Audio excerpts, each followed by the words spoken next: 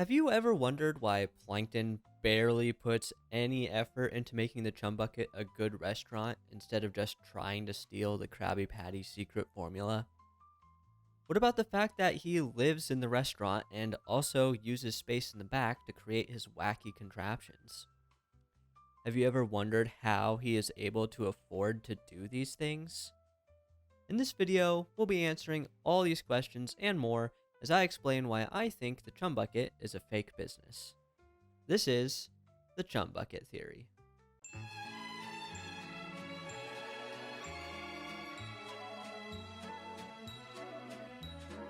As we know, Bikini Bottom has two fast food restaurants in the whole town, the Krusty Krab and the Chum Bucket. There are a few other locations that we are introduced to later in the show, but those would come much later in the series, and this is just a silly video for YouTube, so I'm just going to pretend like they don't exist. And to be fair, if you're watching this video, you probably don't care too much about modern SpongeBob, right? Besides that, you could make an argument that anything after the third season isn't really canon anyways, since Steven Hillenburg left the show after the first SpongeBob movie came out, between seasons 3 and 4. In the universe of Hillenburg's vision, Bikini Bottom is a two-restaurant kind of town. Well, technically there's also that fancy ship-in-a-bottle place, but we're talking about fast food in this video. With that being said, no one ever goes to the Chum Bucket, so practically speaking, the Krusty Krab is the only real viable option for a quick bite in Bikini Bottom. In fact, it seems like the Chum Bucket was never intended to be a competitive restaurant at all. While Plankton does complain about his lack of customers on a somewhat regular basis, he rarely makes any effort to actually improve his products to attract a customer base, and when he does make an effort, he relies on cheap gimmicks and tricks instead of actually making his food more enjoyable. I wonder why that is. Could it be that he never intended to become a successful restaurateur in the first place? To answer this question, we need to look no further than the Spongebob Squarepants movie. This movie is one of the rare occasions where Plankton actually does make the Chum Bucket successful. Of course, he doesn't do this by making chum a popular cuisine, but instead he steals the secret formula and starts selling Krabby Patties. But as we learn in the movie, Plankton didn't want the formula just to make his restaurant successful. Rather, the formula was simply a means to an end for him, part of a larger plan to become the supreme ruler of Bikini Bottom, and presumably the rest of the world. Then everyone will eat at the Chum Bucket, and I will rule the world! We'll talk more about this plot point later in the video, but for now, I want to discuss why the Chum Bucket even exists in the first place. You see, the Chum Bucket is a rather odd location in Bikini Bottom. Unlike the Krusty Krab, it isn't just a restaurant. It also serves as Plankton and Karen's home, and also provides space for Plankton to work on his various inventions that he uses in his plots. The weird thing about this is that we don't ever see any living space in the building though. Like basically every famous building in Bikini Bottom, the internal layout of the Chum Bucket is kind of a mystery, as it changes from episode to episode, but one thing remains consistent throughout the series. There are none of the usual amenities you would find in a typical home, such as a bedroom, living room, kitchen, those kinds of things. I suppose some of these things have logical explanations. For example, he shouldn't need a kitchen because he can just use the one in the restaurant. However, it does seem that the kitchen in the restaurant portion of the building is intended to be used to actually prepare and serve chum in the few instances where that actually happens. And as we see throughout the show, Plankton himself wouldn't even consume his own products. Granted, that doesn't mean he can't prepare other meals in the same space, but we just never see that happen.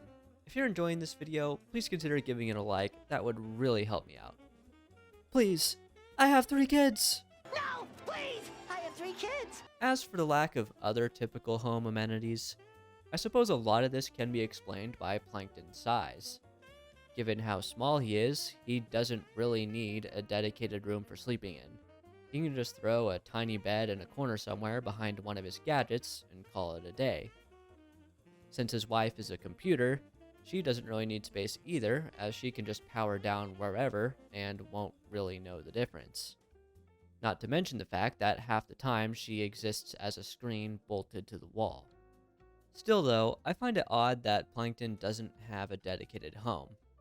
It's not like Mr. Krabs is living out of the Krusty Krab. And wouldn't this make it a lot easier for Plankton to steal the formula? Like, why doesn't he just sneak over after Krabs goes home every night? The more I think about it, Plankton attempting to steal the formula during normal business hours is pretty weird. But I'm kind of getting sidetracked. One logical explanation for Plankton not having his own home is that he can't afford one, since the Chum Bucket is a failure as a restaurant. There is certainly some merit to this, but this idea raises a lot of questions as well. You see, the thing is, owning a restaurant is actually quite an expensive thing to do. While I don't have any inside knowledge or experience with this, I've seen enough episodes of Kitchen Nightmares to know that owning a restaurant can be a great way to burn money you don't have. With a restaurant, there are all kinds of expenses to keep track of, from product, hardware such as ovens and fryers, utilities, staff, rent, and other various costs.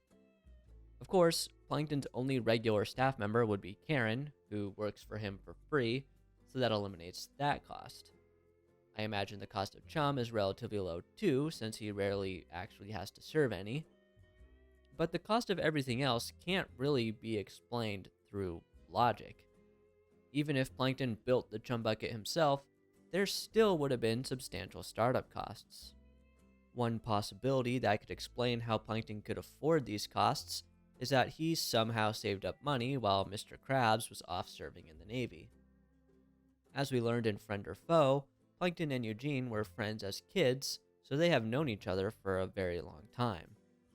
However, according to the SpongeBob Wikipedia, the Krusty Krab and the Chum Bucket opened on the same exact day. This means that Plankton would have had several years, if not a couple of decades, to save up money for the restaurant while Krabs was away. That being said, Plankton rather famously did go to college, so at least some of that time would have presumably been spent in college, where he likely would have been putting himself into debt, if anything. So what could Plankton have done to afford the Chum Bucket in the first place? This is honestly pretty hard to say, but given Plankton's evil nature, I wouldn't put it past him if he obtained that money through some sort of nefarious or illegal activities. At the end of the day, though, how Plankton was able to start up the Chum Bucket isn't nearly as important as how he is able to continue operating it. After all, I, for one, find it extremely suspicious that Plankton is not only able to afford to keep the Chum Bucket in operation, but he's also able to afford to continue working on his goofy inventions. This all leads me to believe that the Chum Bucket is a front. I mean, he isn't even really trying to hide it that much. From the very first episode we meet Plankton, it is clear that he never has any customers, which is a common theme for business fronts. On occasion, Plankton does appear to make an effort to turn the Chum Bucket into a profitable business, but in each of these cases, it turns out to just be another one of his plots to steal the formula. A great example of this is the Season 4 episode New Leaf, where he turns the restaurant into a gift shop and attempts to befriend Mr. Krabs. This is one of the more blatant instances where he uses the restaurant as a front for illegal activity.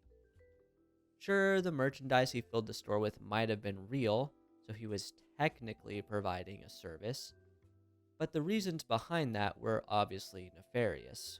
What would he have done if his plan was successful? Do we really think he would have continued to run the Chum Bucket as a gift shop? Many of the other instances where Plankton actually draws some customers to his business happened by accident. For example, in the episode Chum Caverns, Plankton is able to make a little bit of money by attracting customers to the natural beauty of the caves he discovered underneath his restaurant. But again, that was not his initial goal. Instead, he was trying to bury the Krusty Krab, forcing Mr. Krabs out of business. Or in the episode Plankton's Regular, it turns out that the guy that kept returning to eat at the Chum Bucket was actually being paid to do so by Karen in an effort to make her tiny husband feel better. While I'm sure Karen's motives were pure, this is a real tactic that fake businesses often use to make themselves appear legitimate. So perhaps she had some ulterior motives as well. Although, it's not like the police of Bikini Bottom would ever do anything about illegal activity, but that's a topic that I already discussed in a previous video that I'll put in the corner of the screen now. It's one thing to hire fake customers or intentionally neglect your business overall, but that alone doesn't necessarily make the Chum Bucket a front.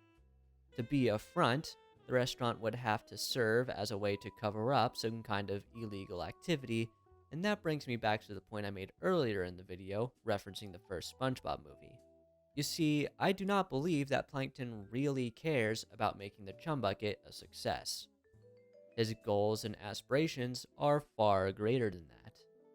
At the end of the day, he wants to rule the world, as he said so himself in the movie. So like the secret formula, the Chum Bucket is just a means to an end for Plankton. It serves as a base of operations where he can plot his takeover of Bikini Bottom. For whatever reason, he seems to believe that owning the Krabby Patty secret formula is the missing ingredient to his plans. This makes the location of the Chum Bucket quite convenient, as it is right across the street from where the formula is stored.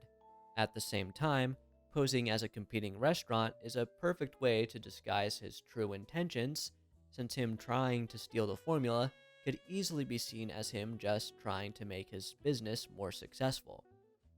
In fact, if this was his plan all along, then it would make perfect sense as to why he would allow the Chum Bucket to fail as a restaurant, as that continues to give him this false motive as to why he wants the secret formula. Of course, this doesn't explain all of Plankton's decisions. For example, it doesn't explain some of the rare instances where he actually tries to make the restaurant more successful, such as in the episode Chum Bucket Supreme. It is episodes like this one that bring me back to my point about the costs of owning and operating a restaurant. Because this clearly shows us that money does matter to Plankton. Again, money is probably just a means to an end for him, but this does show that he doesn't just have some kind of infinite money glitch tree in his backyard. If I'm right about the Chum Bucket being a front though, then I wouldn't be surprised if Plankton had other illegal activities going on that we don't know about. Perhaps he sells some of his wacky contraptions on the black market. Perhaps these other discrete activities are how he funds his operations. Or perhaps he has other, more wealthy villains secretly funding his efforts. What if there's some rich villain in New Kelp City who just really wants the Krabby Patty formula and is willing to pay Plankton to steal it? I don't really have any evidence for this though, I'm kinda just spitballing with this one. But if either of these theories were true, then it could make sense why Plankton would occasionally actually try to turn a profit, as these alternate sources of funding could potentially dry up on occasion. But what do you think? Do you think the Chum Bucket is a front for illegal activity? Does Plankton really want to make his restaurant successful, or is he just trying to take over the world?